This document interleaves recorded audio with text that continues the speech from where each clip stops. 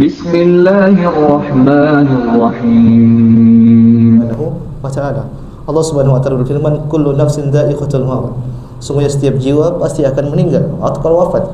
Wa nabluukum bisyarri wal khairi fitnah. Dan kami akan menguji kalian dengan kebaikan dan juga dengan keburukan, artinya kesusahan, dan kedua itu adalah fitnah, ujian bagi kalian. Wa ilaina turja'un. Dan kalian akan kembali kepada kami. Jadi di sini Allah tekankan, Allah tegaskan bahwasanya kebaikan adalah ujian, kesusahan, musibah itu pun adalah ujian. Namun sekali lagi kalau kita lihat faktanya, sangat sedikit orang yang sukses atau melampaui ujian kesenangan, ujian kebahagiaan, sangat sedikit.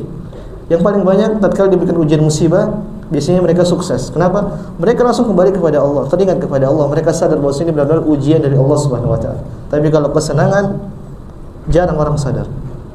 Akhirnya mereka terlena dan akhirnya jatuh dalam neraka jahanam. Oleh karenanya Allah Subhanahu wa taala ingat dalam Al-Qur'an bahwasanya dalam Al-Qur'an, dalam kehidupan dunia, orang-orang yang bersyukur itu sangat sedikit.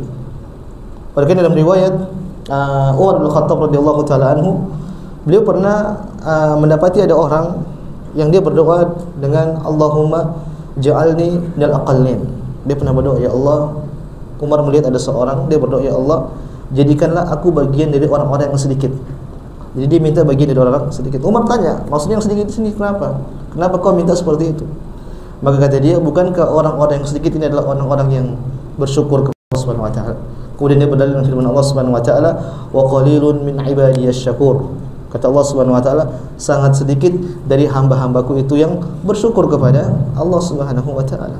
Ini dalil bahwasanya orang bersyukur itu sangat sedikit. Dalam ayat yang lain Allah mengatakan, summa la'atiyannahum min baini aydihim wa min khalfihim wa an aymanihim wa an syama'ilihim. Ini Allah Subhanahu wa taala sedang berbicara tentang iblis. Yang iblis berjanji di hadapan Allah Subhanahu wa taala bahwasanya iblis akan menggoda manusia. Dia akan datang dari depan manusia, dari belakang manusia, dari kanan manusia, dari kiri manusia. Untuk apa? Wala tajidu aktsarahum syakirin. Kata iblis, engkau akan dapati, ya Allah, mereka ini manusia-manusia, kita ini sangat sedikit dari mereka yang akan bersyukur kepada Allah Subhanahu wa taala. Ini tegas jemaah. Allah menjelaskan bahwasanya orang-orang yang bersyukur itu sangat sedikit di atas muka bumi. Yang saya ingin menyampaikan beberapa makna yang disebut oleh para ulama. Yang pertama yaitu Allah Asy-Syakur, dan ini Allah SWT sebutkan dalam ayat banyak. Contohnya seperti firman Allah Subhanahu wa taala, "Wa may yaqtarif hasanatan nazid lahu fiha husnan innallaha ghafurun syakur." Kata Allah Subhanahu wa taala, barang siapa yang mengerjakan kebaikan, maka kami akan tambahkan kebaikan dari kebaikan tersebut. Innallaha ghafurun syakur. Semuanya Allah Subhanahu wa taala itu Maha Pengampun dan Maha Bersyukur. Dalam ayat yang lain Allah mengatakan, "In tuqridullaha qardan hasanan yudha'ifhu lakum wa yaghfir lakum wallahu syakurun halim." Kata Allah Subhanahu wa taala, jika kalian memberikan pinjaman kepada Allah Subhanahu wa taala, yudha'ifhu lakum, maka kami akan lipat gandakan kebaikan tersebut, pinjaman tersebut, wa yaghfir lakum, kemudian kami juga ampuni dosa-dosa kalian, wallahu syakurun halim. Karena Allah Subhanahu wa taala Maha bersyukur dan Maha penyayang bagi maka lembut bagi umat-umatnya. Jamaah semoga dirahmati Allah Subhanahu wa taala, apa makna asy-syakur? Apa makna bersyukur? Allah Maha bersyukur. Yang pertama dijelaskan oleh para ulama, asy-syakur, Allah Maha bersyukur, maknanya adalah Allah itu mensyukuri atau berterima kasih kepada hambanya dengan sekecil apapun amalan soleh dilakukan oleh hambanya. Ini ajaib jemaah, maksudnya hal suatu yang luar biasa. Saya ulang, di antara makna asy-syakur kata para ulama yaitu Allah berterima kasih, Allah bersyukur kepada hambanya tatkala hamba tersebut melakukan amalan soleh meskipun sekecil apapun. Allah bersyukur kepada hamba tersebut. Di antara dalil yang menunjukkan hal tersebut seperti firman Allah Subhanahu wa taala, "Wa man tatawwa'a khairan fa innallaha syakirun alim." Barang siapa yang mengerjakan kebaikan. Perhatikan di sini Allah mengatakan khairan, ini isim nakirah, ya dulu bermakna umum. Kenapa? Karena dalam sighah syarat. Kalau kita belajar bahasa Arab ada sighah syarat, kemudian khairannya ini di dalam tanwin, maksudnya dia dalam nakirah, maka ini bermakna umum. Artinya kalau kita mau terjemahkan secara terlek, barang siapa yang mengerjakan kebaikan sebesar apapun atau sekecil apapun, fa innallaha syakirun alim. Sesungguhnya Allah Subhanahu wa taala itu akan bersyukur dan Allah Maha mengetahui. Jadi Allah berterima kasih, kemudian juga Allah Maha mengetahui.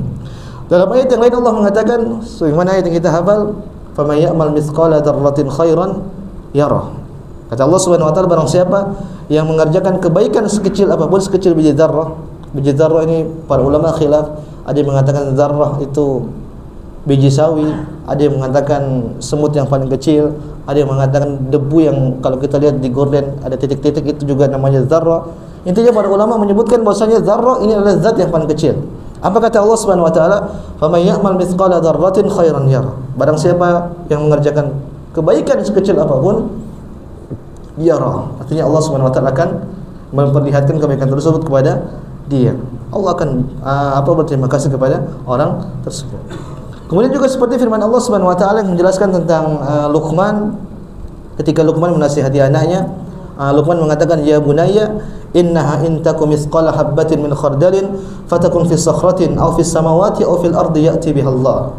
Kata Allah Subhanahu wa taala membicarakan tentang Luqman mengatakan, "Wahai anakku, amalan soleh yang kau lakukan sekecil apapun, meskipun amalan tersebut mungkin terbenam di dalam tanah, atau kemudian mungkin terbang ke atas langit, atau mungkin amalan tersebut tersembunyi di bawah batu tidak kelihatan, ya'ti bihallah." Allah akan perlihatkan amalan tersebut pada hari kiamat. Artinya sekecil apapun pasti Allah terima, Allah terima kasih, dan Allah akan tampakkan kepada hamba tersebut, Allah akan balas. Ini sifat Allah Subhanahu wa taala.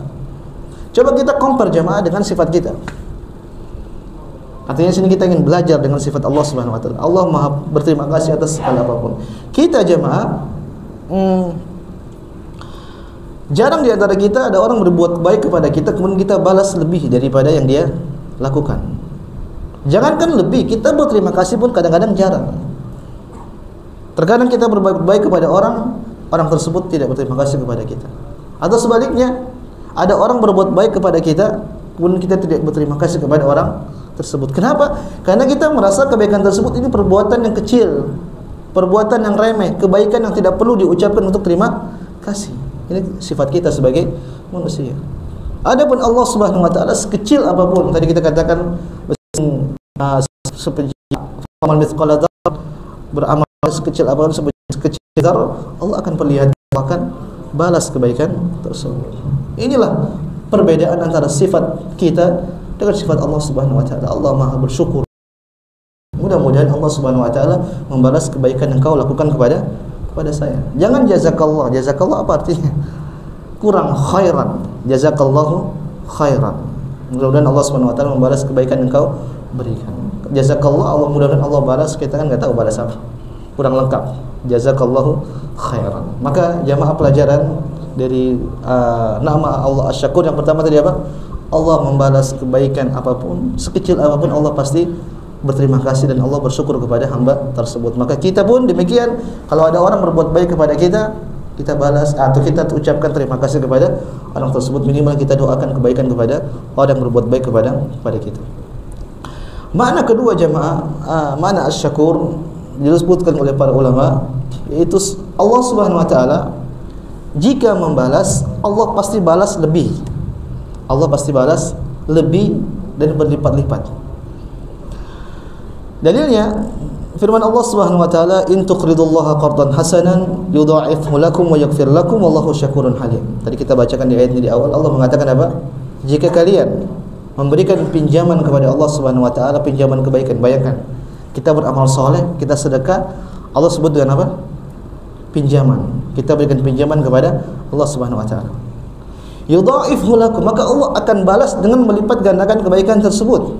Bahkan Allah tambahkan, wallahu wa yaghfir lakum, dan kami akan ampuni dosa-dosa kalian, wallahu syakurun halim, dan Allah Subhanahu wa taala itu Maha bersyukur dan Maha penyayang atau Maha lembut. Dalam ayat yang lain Allah mengatakan, wa may yaqtarif hasanatan, barang siapa yang mengerjakan suatu kebaikan, nazid lahu fiha husnan, maka kami akan tambahkan kebaikan di atas kebaikan tersebut. Jadi artinya Allah lipat gandakan, Allah dobelkan. Innallaha ghafurun syakur, sungguhnya Allah Subhanahu wa taala itu Maha bersyukur. Jamaah, inilah kemurahan rahmat Allah Subhanahu wa taala. Allah tidak membalas satu kebaikan dengan satu kebaikan. Tatkala seorang hamba berbuat kebaikan, suatu kebaikan, Allah balas lebih jemaah. Ini di antara rahmat Allah Subhanahu wa taala. Oleh karena dalam sebuah hadis Nabi sallallahu alaihi wasallam menjelaskan bagaimana cara atau metode Allah Subhanahu wa taala membalas kebaikan dan keburukan hamba. Nabi sallallahu alaihi wasallam mengatakan, "Innallaha katabal hasanati was sayyi'at tsumma bayyana dzalik." Dalam hadis Nabi mengatakan, sungguhnya Allah Subhanahu wa taala itu telah menjelaskan telah menetapkan kebaikan dan keburukan, dan Allah jelaskan bagaimana metodenya. Nabi mengatakan, "Faman hamma bihasanatin falam ya'malha katabaha Allahu lahu innahu hasanatan kamilah." Perhatikan jemaah, barang siapa yang hendak ingin melakukan suatu kebaikan, sudah bertekad, bukan cuma niat-niat iseng-iseng doang, tapi dia sudah bertekad pengen melakukan suatu kebaikan, qadarullah tidak jadi, apa kata Allah, Nabi SAW, katabahallahu lahu indahu hasanatan kamilah, maka Allah akan catat satu kebaikan kepada dia. Contoh misalnya jemaah, kita mau pergi haji. Sekarang pergi haji mahal. Banyak orang pengen pergi haji, tapi tidak daftar. Ini bukan tekad yang kuat berarti. Kalau ada uang harus daftar. Ini menunjukkan bukti kita pengen bertekad pergi haji. Nah, tatkala kita daftar, kita sudah bayar mungkin DP-nya atau berapapun, tahu-tahu qadarullah kita meninggal sebelum sempat pergi haji. Nah, menurut hadis ini mudah-mudahan kita sudah dicatatkan sebagai mendapatkan pahala haji. Enak tidak jemaah? Allah Maha Rahmat. Ini perhitungan Allah Subhanahu wa taala. Tidak jadi aja Allah berikan ganjaran satu pahala. Fa in amilaha, tapi kalau dia lakukan, dia sudah tekad, kemudian tiba-tiba Allah takdirkan dia melakukan amalan tersebut, katabahallahu lahu indahu asyru hasanat, maka Allah akan catatkan bagi dia 10 kebaikan. Kita sedekah misalnya 10.000, Allah catat dengan jadi berapa? Jadi kali 10 berarti 100.000. 100 pahala kebaikan di sisi Allah Subhanahu wa taala. Ila 700 dhifin, bahkan tidak cukup 10 kali, bahkan sampai 70 kali lipat. Ila al-afin katsira, bahkan tidak cukup, bahkan berlipat-lipat, dan terserah Allah Subhanahu wa taala. Satu kebaikan tidak jadi, dapat satu kebaikan. Bikin kebaikan lagi, niat tidak jadi, ternyata kita lakukan, minimal dapat 10 kebaikan. Bahkan bisa jadi 70 kali lipat, bahkan bisa jadi at'af katsira. Berlipat-lipat, terserah Allah Subhanahu wa taala. Dia bertekad pengen lakukan sesuatu hal keburukan, kemudian dia tidak jadi, katabahallahu lahu indahu hasanatan kamilah. Tekad buat keburukan tidak jadi, Allah catatkan dia satu kebaikan. Bayangkan jemaah. Padahal tadinya niat buruk, tidak jadi lakukan, Allah catat satu kebaikan. Fa in amilaha katabahallahu lahu sayyi'atan hasanah. Tapi kalau dia lakukan, Allah cuma catat satu keburukan.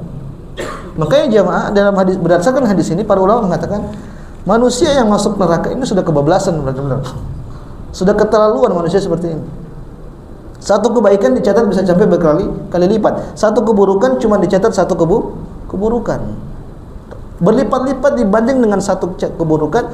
Maka kalau manusia nanti ada yang masuk neraka, ini berarti manusia sudah keterlaluan. Karena tidak sebanding pencatatan kebaikan dan pencatatan keburukan. Di antara tanda bukti kemurahan Allah Subhanahu wa taala kalau Allah berganjar itu berlipat-lipat, apa jemaah?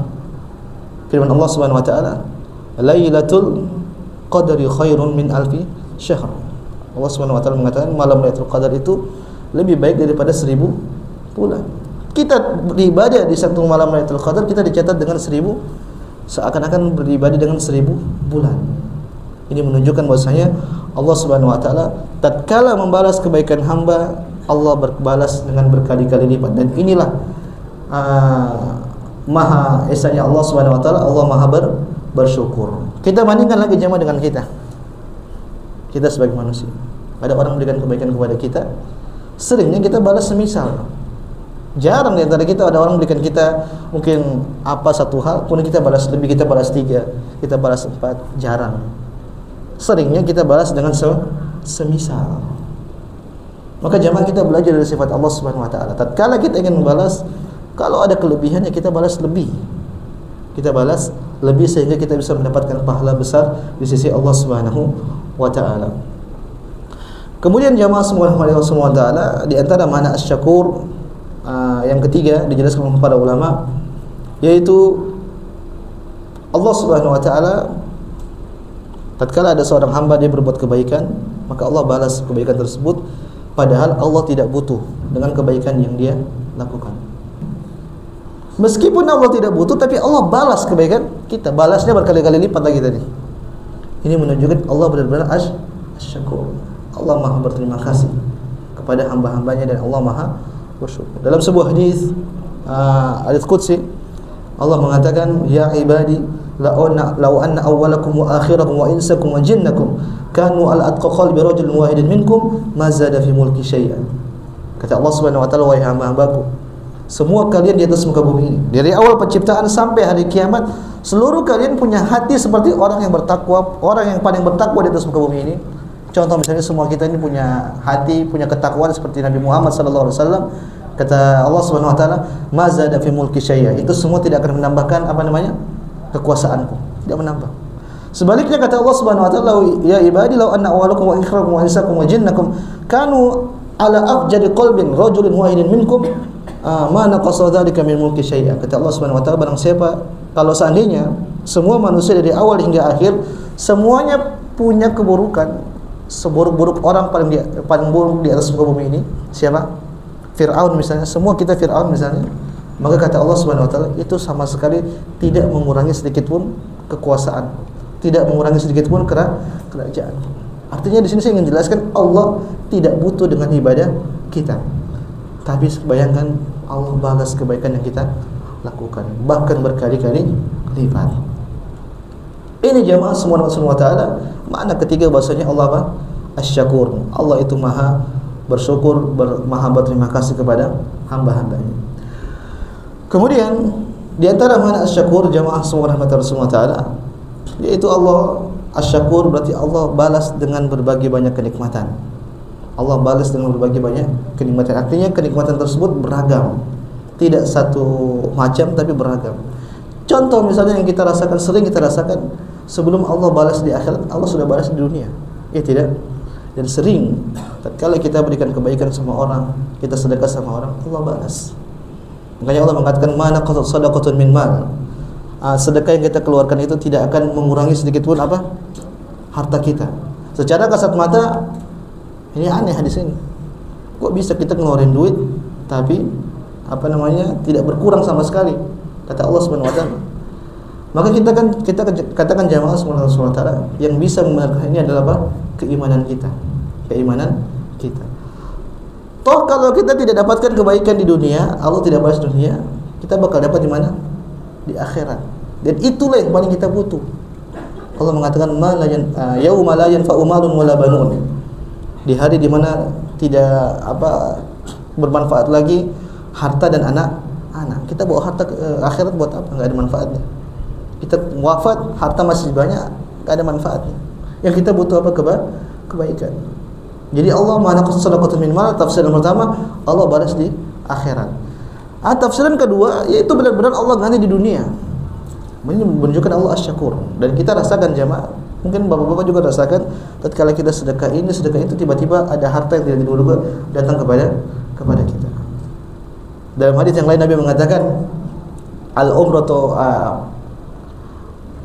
kata Nabi SAW, barang siapa yang pergi berumrah, umrah itu akan mengikis kefakiran. Umrah akan mengikis kefakiran. Kama-kala Nabi sallallahu alaihi wasallam, Nabi menyebutkan dalam hadis bahwasanya umrah itu akan mengikis namanya kefakiran. Secara kasat mata juga aneh. Kita pergi umrah, kita ngeluarin duit banyak. Minimal 25 juta, 30 juta. Tapi kok Nabi mengatakan umrah akan mengikis kefakiran. Kita katakan ini di sini benar. Kita harus beriman dengan hadis tersebut. Toh kalau Allah Subhanahu wa taala tidak mengganti di dunia, pasti Allah akan ganti di akhirat. Tapi seringnya faktanya Allah ganti di mana? Di dunia. Inilah jamaah semua Allah Subhanahu wa taala beberapa hal yang perlu kita pahami tentang makna asy-syakur. Saya ingin jelaskan ini supaya kita bisa belajar dari bagaimana sifat indahnya Allah Subhanahu wa taala. Sifat Allah Subhanahu wa taala yang maha tinggi dan maha indah, itu asy-syakur. Kita belajar bagaimana Allah itu sangat sayang sama hambanya. Bahkan para ulama menyebutkan dalam hadis, Nabi SAW menyebutkan Allah itu lebih sayang kepada hamba-hambanya melebihi seorang ibu yang sayang kepada anaknya. Jamaah semua Subhanahu wa taala, terakhir ini saya jelaskan bahwasanya tentang syukur. Ibnu Qayyim rahimahullahu taala tatkala beliau ingin mendefinisikan syukur, beliau mengatakan zuhuru athari nikmatillahi ala lisani 'abdihi sana'an wa i'tirafan wa ala qalbihi syuhudan wa mahabbatan wa ala jawarihi inqiyadan wa ta'ah. Ini penting.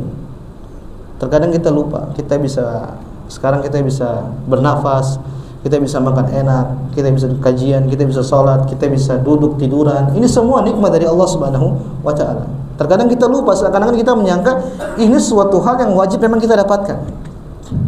Inilah yang membuat kita lupa bersyukur kepada Allah. Tatkala kita paham ini semua kenikmatan yang kita rasakan, kita akan bersyukur kepada Allah Subhanahu wa taala.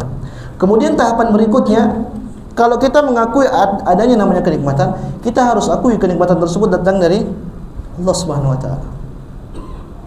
Jangan sampai kita sombong dengan diri kita. Seperti Qarun.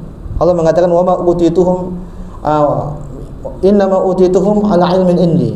Kata Qarun, semua yang saya dapatkan ini atas dasar kepintaranku, atas dasar ilmuku. Ada dua tafsiran dari pandangan ulama tentang ayat ini. Ada yang mengatakan bahwasanya Qarun sedang sombong, dia mengatakan dia ujub dengan keilmuan dia.